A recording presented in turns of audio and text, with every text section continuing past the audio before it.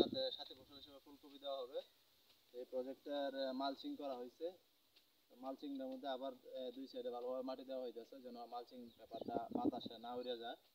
দেখতে থাকুন আমাদের কৃষিযোগ্য।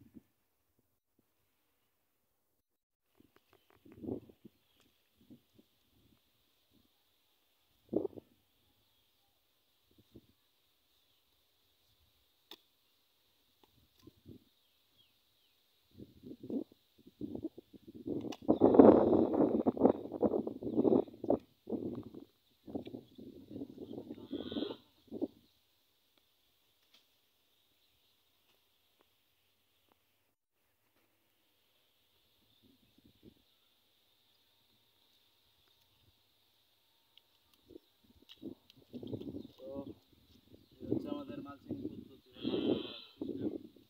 মালচিং করা হয় যে বাতাসে উড়াইতেছে। এই মাটিটা দেওয়া হইতেছে বাতাসে যেন সাফা না করতে পারে বা না উড়াইতে পারে, মাটি দিয়ে ভরট করে দেওয়া হয়।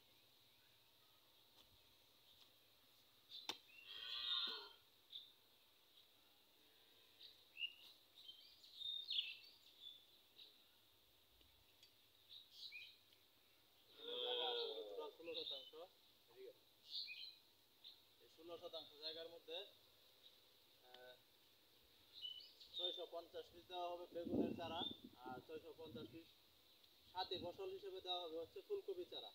মানে বেগুন একটা গাছ থেকে আরেকটা গাছ লাগানো হবে 2 ফিট থেকে 2.5 ফিটের গ্যাপ থাকবে। এর মাঝখানে 2 ফিট বা 2.5 ফিটের গ্যাপের যে জায়গাটা এটা ফেলে রাখতে চাইতেছি না, যার কারণে সাথে ফসল হিসেবে বেগুন দিয়ে দিব।